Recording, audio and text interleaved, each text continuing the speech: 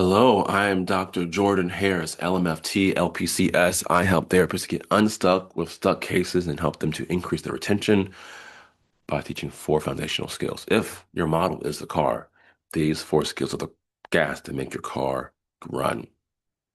And these four skills are assessing client motivation, increasing therapist persuasiveness, helping therapists to read client body language, and deepening client experiencing.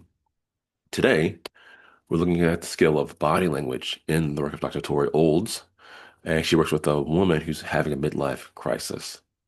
Um, just a quick caveat: this is not a real client. This is Dr. Olds working with her sister in a demo that she does for trainings.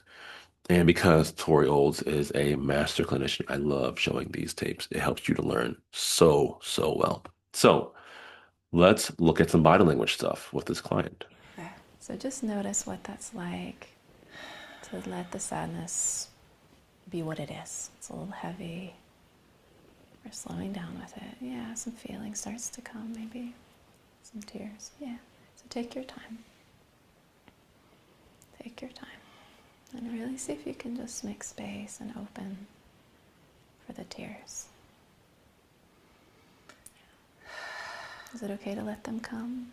Still feeling okay? Okay, well, if you need to pause at any point in our work, we can always go somewhere else. So just let me know. Okay. But is it all right? There's some real feeling there. Okay, then just let it have space. Yeah. Yeah, I'm right here. Yeah, it's starting to come warm. So, body language is one of the hardest things to teach because most body language cues are not one-to-one. As in, because a person shrugs their shoulder does not always mean the same thing. It's so dependent on the context. Um, and because a lot of people talk about body language in a way that isn't really connected to the research. So, this is one of the hardest things for me to teach. I do like to point out a few things that are really insightful and connect them to what they mean clinically, how we use them in the room. And one of the things that we just saw is this client take a deep breath. Let's play that again. Yeah. Yeah, I'm right here.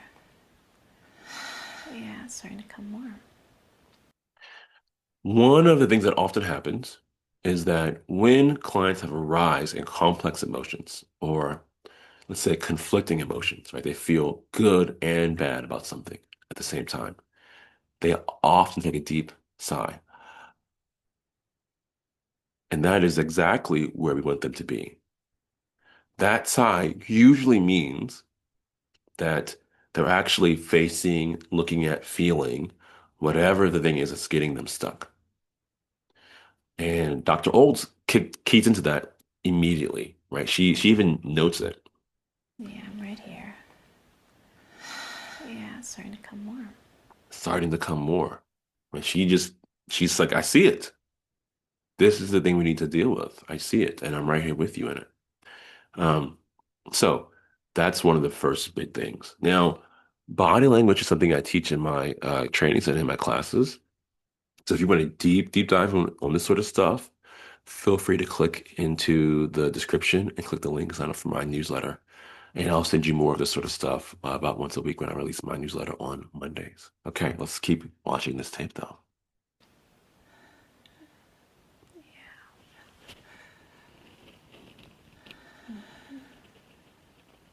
Yeah.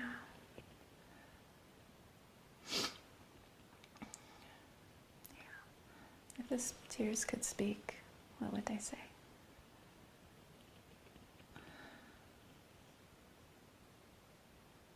Not sure. Take your time. It's okay. What are you feeling in your body?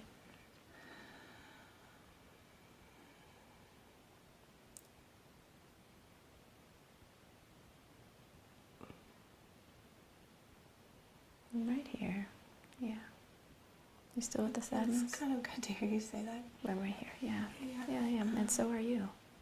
Okay. You're right with yourself.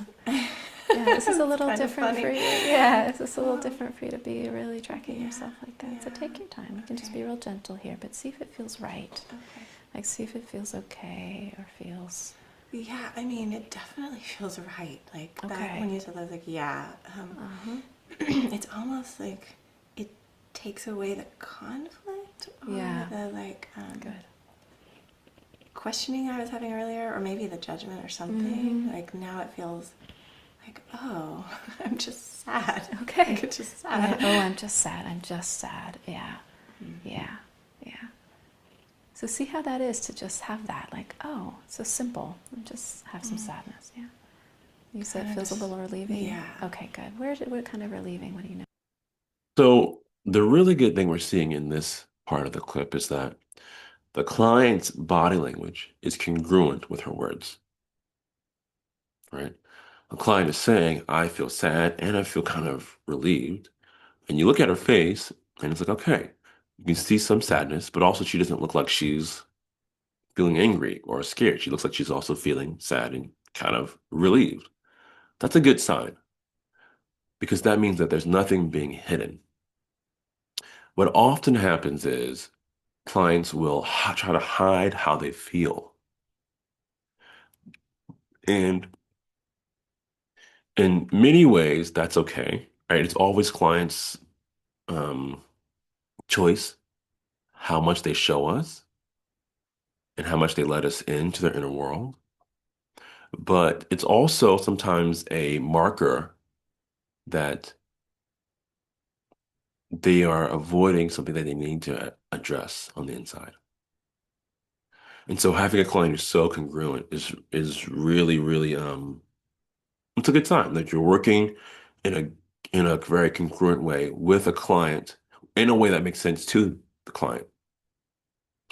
Let's see, I think there was a clip earlier where this client was And I don't know what it is because I have, I wanted kids and I have them. And I honestly feel kind of pathetic even talking about this because there's nothing really wrong in my life. Uh-huh.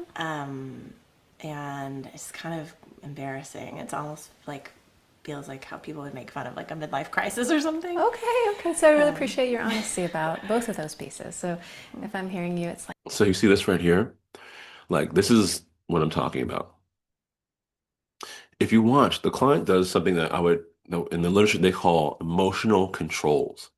And emotional controls are things that we do with our face to distort our face so that our face doesn't show what we're actually feeling. So watch this with this client here. And I'm going to turn off the sound so you don't have to hear her. Um, it makes it easier to actually watch. So she's talking, and then she begins to tear up right here. And you see her mouth is sort of pressed like this, right? And she has this sort of swallow that you can see. Mouth pressed, swallow, right? She's trying to not cry. There it is again. All right, you can see it on her face. She's trying to not cry. This is what I'm talking about as compared to earlier, right? This is a client who's trying to not feel something. And if you want, there's a therapist, you can go right into it. Or you cannot. There's a bunch of clinical judgments on what you do and what you don't do. But for this video, I just want you to be aware, right? That this client is saying one thing and she's feeling something else. And she's trying to not feel it. And that might be part of what's keeping her stuck. So look, yeah, let's sort of cut it there for today. This is a work as a look at body language, breaking down the body language of a client in the work of Dr. Tori Olds. And as she works with this client, this female client who is struggling with midlife crisis. Um, if this is interesting to you, you like this sort of stuff, sign up for my newsletter below. Otherwise, I'll see you in the next video.